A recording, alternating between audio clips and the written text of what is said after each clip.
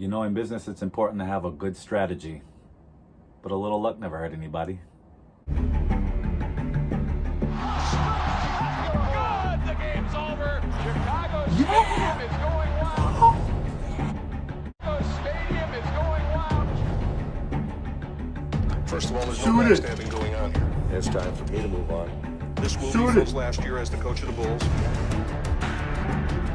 Are the First of all, there's no expectations way too backstabbing going high? on Where do we go from It's here? time The for me to only move question, on. how This long will be can Phil's it last last? Will be Phil's last year as the coach of the Bulls. Are the expectations way too high? Where do we go from here? The only question, how long can it last? So unless you live under a rock, you've probably heard of ESPN's latest documentary, The Last Dance, which stars Michael Jordan and the Chicago Bulls. The show gives us an in-depth look at the Bulls' championship runs throughout the 90s, as well as highlight Jordan's entire career, from beginning to end. It shows us his struggles, his victories, what he was like as a teammate, and ultimately what drove him. A lot of this footage hasn't been seen since 1998. They pretty much sat on the footage for 22 years, and they're just releasing it to the public. That's crazy. I mean, you don't have to be a sports fan to know who Michael Jordan is. He's the most recognizable athlete in the world.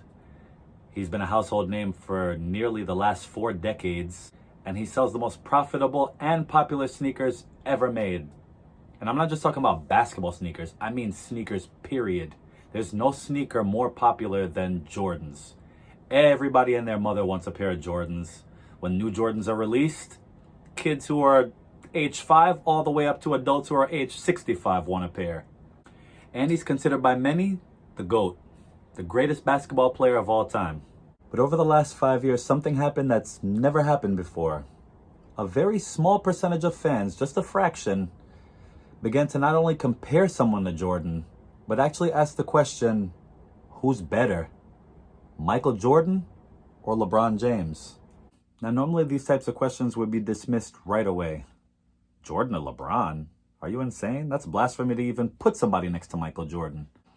But after LeBron won the 2016 NBA Finals, in which he came back from being down 3-1 on the record-setting Golden State Warriors, that's when the whispers started to grow. Jordan or LeBron? It was on social media, talk shows, sports debate shows. They were asking former players.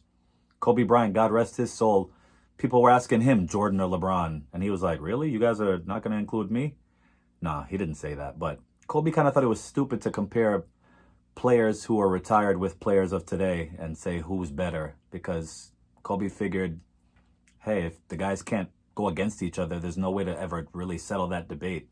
And he's right. You know, you can't really settle a debate between people who are retired years ago and people who are currently playing. You know, the most we can do is compare, but we can't really have a solid answer because no matter what, it's always going to be somebody's opinion. It's always subjective to that person. Also, you have to take into account that Michael Jordan's been retired the last 17 years, while LeBron is still an active player. So a lot of young kids, all they know is LeBron. If he's the best now, that's all they've seen. You know, most people usually feel that the music from their generation is the best music, or the way they made cars when that person was young are the best. You know, people just go by what they see in their day. And the kids of today, they're just going by what they see. And since Jordan hasn't been around, it's out of sight, out of mind. But I think all this began to bother Jordan just a little bit. He probably got tired of all the debate and said, there's no way in hell this guy's better than me. He's nowhere near my level. It's time I remind the world just how great I am and why I'm the GOAT. Which is why in 2016, right after LeBron won that championship over the Warriors, that Jordan authorized the NBA and ESPN to release never-before-seen footage and begin work on a documentary showcasing his career and all his accolades. And this is why I say in business, timing is everything. Knowing when to take advantage of an opportunity is a must. Having a well-laid-out plan is also a must. Those two things are crucial, your timing and your planning. But something people never take into account, a little bit of good luck goes a long way. And that's what happened with the Last Dance documentary. A lucky break took this series to record levels. After almost 4 years of working on it, ESPN announced back in January that they'd be releasing the series this coming June. And then the COVID-19 pandemic hit.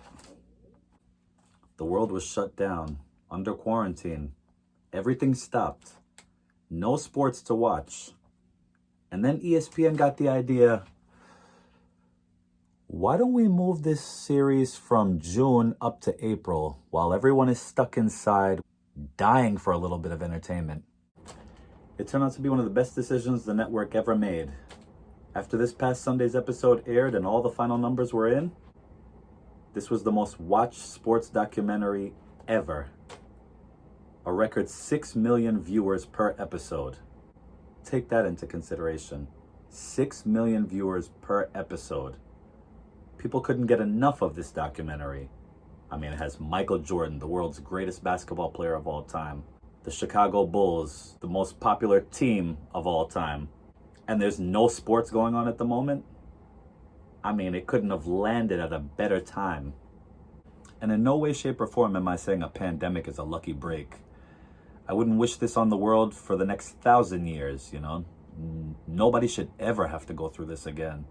It's awful what happened, what we've been going through the last 3 months. But it is what it is. Some businesses are profiting from the pandemic.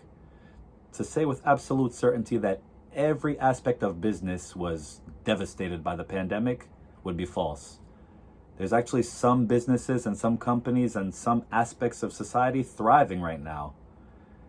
And this documentary caught a lucky break from everyone being home, everyone being sports deprived, everybody dying for something to look at and just kind of escape the boredom of being inside, being cooped up.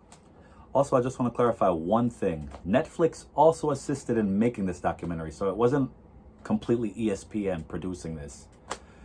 But yeah, they didn't know that a pandemic would hit. When they were announcing that this was going to come out in June, they had no idea what was to come. You know, nobody knew a pandemic was coming, obviously. But they had the presence of mind and the awareness to capitalize on everyone being stuck inside. And that's what we all have to be mindful of in the business world, or in life in general. When you see an opportunity, you take it. You capitalize on it. Because that's the only way you're going to achieve and win. So if you enjoyed today's video, or I made you aware of how to seize an opportunity when you see one, go ahead and drop me a like or subscribe, or leave your comments down below. That way my channel can continue to grow and keep you posted on weekly videos on finance or anything business related. Thanks. Oh, hey, you're still watching. As an added bonus, I wanted to show you what Michael Jordan's merchandise and memorabilia have done since the documentary ended. All his stuff has went up 900% on CNBC. Take a quick look. Selling on the site at an average price of more than $7,000. That's more than double the price quote before the documentary hit. And it's not just sneakers, but also collectibles and memorabilia. Ken Golden from Golden Options tells CNBC a Jordan rookie card previously sold around $30,000. Now the price is about $100,000. Fanatics says Michael Jordan merch is up over 900% since the show premiered. eBay said average one-day sales for Chicago Bulls items have spiked a staggering 5,000%. Experts say that while prices across